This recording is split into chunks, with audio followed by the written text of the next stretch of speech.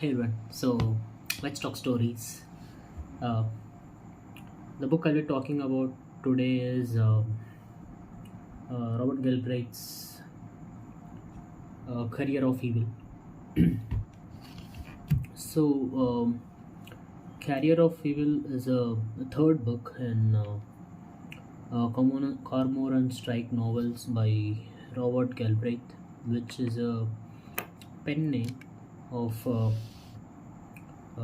the ever reliable J.K. Rowling. Uh, so, as always, my relationship with my exposure to J.K. Rowling, I think, has started 7 years ago when I first read Harry Potter, and I was blown away as millions of people. Then 3 months ago, when I was looking out for novels to read, the new stories to read, then I realized that okay, it was there in the back of my head that J.K. Rowling did actually write a set of crime novels in the name of Robert Galbraith. So I thought I picked up the first one, and then a month after that I read the second one. The first one titled Silkworm, the second one being Cuckoo's Calling. Wait, I think it was the other way around. First one was Cuckoo's Calling, and the second one was Silkworm. And now, the third book is called Career of Evil. Now, I'll talk about uh, whether I liked it or not first, or wait. Let's go the segue. The one is the prose, a story, and the characters. Then I'll talk about what else I feel about this. Now, prose. I'm in no position to critique the prose of J.K. Rowling. So what I feel is, um she has so when you read any of her prose, right, what you feel is she actually went and took a snapshot of a place that she's describing, and she meticulously writes about each and every detail to make sure that as a reader uh, understands the setting clearly. It's not just here. No, I haven't read Harry Potter, since for a long time, but it started this prose started to remind me of bunch of things that I felt when I read Harry Potter. Now, the prose is there are one of the things that I observed is J.K. Rowling, or yeah, the Robert Galbraith. He, yeah, uh, he actually describes setting of no, the position of sun when a scene starts, and probably the position of surrounding when the scene ends. So when you think about it, it's actually a nice way to set the scene up, because when you see on movies, right, so you see a surrounding being shown, then you dive into scene, and after the scene ends, you'll you'll pan out the camera and show how the atmosphere uh, was behaving after the scene ended. This, if you think about it, it's actually uh, a really good way for a scene to be set up, right? It gives you the sense of surroundings. So that sense of surroundings was on point here, and uh, the conversations that he writes, right, there are not much there are not many conversations in this novel particularly, but there were many conversational set pieces that happened in the previous two books, and we actually enjoy them. We actually tend to enjoy the conversational pieces for one reason being the central character, the Cormoran Strike character, who is an ex-army man, who has whose left leg, I think it was left leg, whose left leg will be blown off when he was in duty, and it will be replaced by prosthetic leg. And then he gets discharged from the duty. This is setting in all those three novels, right? This is how the main protagonist starts his detective agency. Okay, now after his leg gets blown off, he starts a sort of a detective agency. Now that's one main character. The second main character, Robin Ellicott. So she was sent as a temp for to assist Cormoran strike, but she ends up helping him in his little bit detective skills, and she has an excellent eye for detail, and she brings in that a mature sort of a mature touch to the story. Yeah, so this is the setting, and the dialogue. So coming back to the prose, there are okay, I really feel this the way I'll describe a way of writing that that Robert Galbraith did, that I'm also trying to emulate. So what he does is, when writing, so for example, in this specific novel, there is an antagonist who sends amputated leg of a woman he killed to Robin. Okay, now this novel has been set up is, unlike the two novels, you'll get a perspective of Robin and Strike, and you'll also get the perspective of the killer.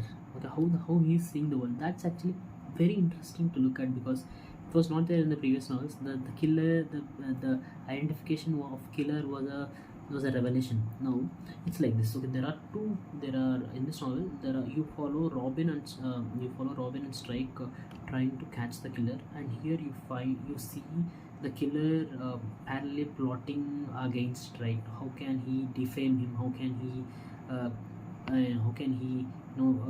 bury him in the ground, like societally? That's actually a really interesting way that I saw, not just the parallel narrative, but being, so there are, in while narrating the antagonist view, right? What Robert Galbraith does is, he actually describes the prose as if the antagonist is thinking about. For example, this guy is a menace. This guy is a threat to society. He's seriously disturbed. Now you can't go in and write the prose with the sane mind, while showing the perspective, while showing his perspective, right?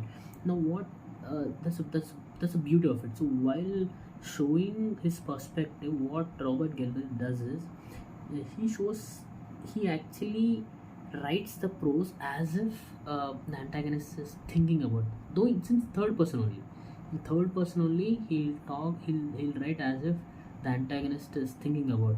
Now at some point, when I read some lines, so I thought, okay, it's not in first person to for the writer to say that it's not me that's saying, it's the character that's saying. It's still in the third character, but there are some very cruel lines that are there, that I think it got really the Robert Galbraith, he did really pull it off really good, because I'm trying my hands on it. It's coming out seriously bad. And that's the prose aspect of it. Now story.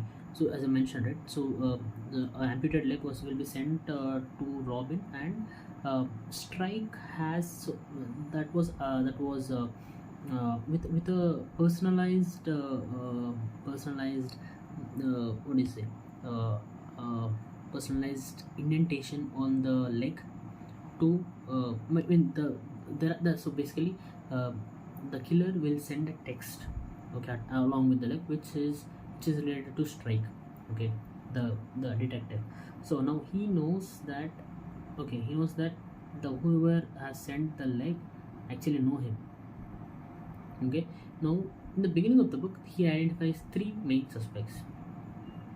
The entire story is Strike, Robin, so not this one. So there are these three people: Donald Lang, and his stepfather. Well, I don't know what his name was, and there was the other army guy. So this Donald, and the third guy is army guy. This is his ex stepfather. Now, the entire story is about Robin and Strike checking out these three guys, and with the help of another police detective, and them checking out these three guys where they were at the time of the murders taking place. And uh, actually, I have this is the huge complaint that I have with the story is that, um, along with the previous two novels, is that the storyline,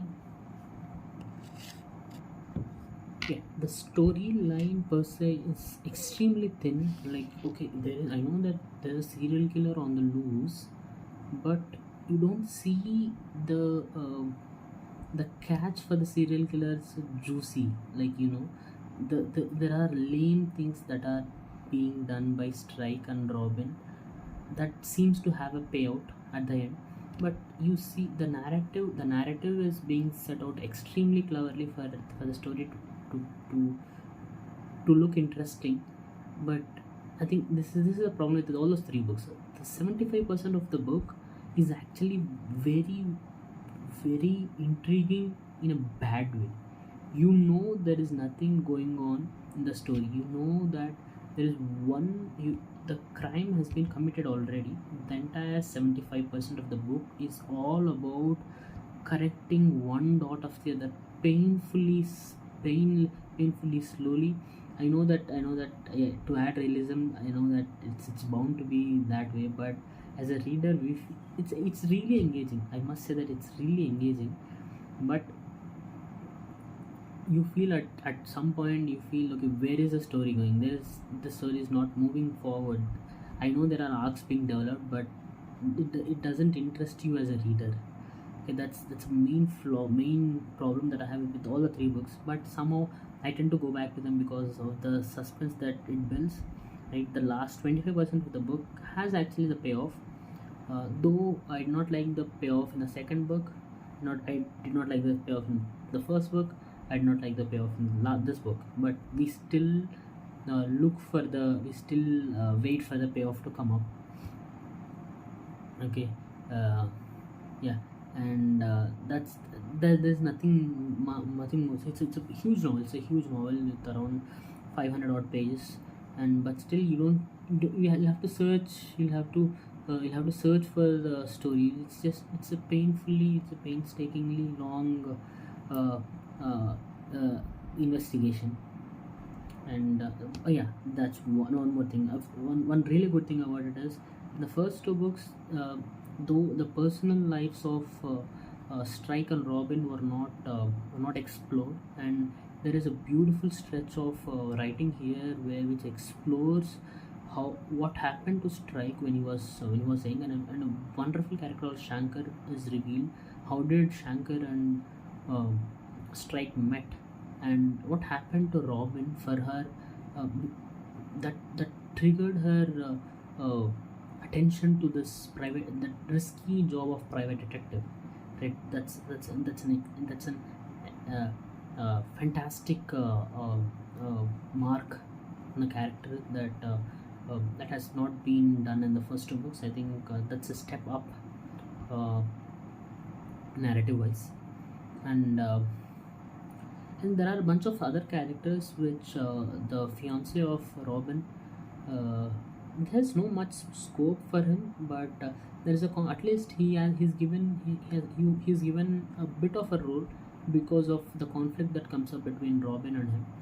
And there are some doubt I have some doubts about how was the antagonist so when the antagonist was first introduced, he was introduced when he was looking at secretary. That's what he calls him. And there's a little bit of mystery on where he lives. How come when the police came and searched for his flat, how did he escape? And there are a bunch of things that I really would have. So that's the thing I really hate about these books are about these books is when the mystery is solved, it is not given space for the conclusion to evolve. Right, it stopped there. And we as a reader are expected to carry all the stuff that we have read, and we as a reader expected to connect the dots. I didn't like it personally. I don't know if anybody have liked it or not. Yeah, that's about the characters. There are no many characters. Shankar is one really interesting character, and there are a bunch of side plots that I always enjoy. This is one of the side plots here is a solo investigation, so not solo investigation, but an extension of investigation that Robin actually does with the help of Shankar. That's actually good addition to the existing wafer thin plot. And as a whole, I okay, it's an okay novel, but I don't think I spent 10 odd hours, like 9 odd hours reading it. I didn't think it was worth it. Uh, Apparently, USA Today says that it's this perfectly paced mystery is packed with surprises. No, it's not. It's not packed with surprises. There is only one surprise that that I would have expected to turn out differently, but it's bad. It's not that good a surprise. Uh, Probably I will read the next one in a couple of months. Let's see where that goes. Apparently, the next one is a bigger one, and I want the stakes to be higher. I want this Robin and Strike to be actively involved with the in the action. They're not involved in the action. Robin is involved in a scene or two here, but apart from that, she's not majorly involved. Strike is not at all involved. Apart from one final showdown that happens in all the two books. Apart from that, there's nothing to look out for actually. Apart from their will they or won't they kind of thing between Strike and Robin. Yeah, probably that's it. Let's meet let's meet after in 4 days when I review A Starless Sea. Cheers.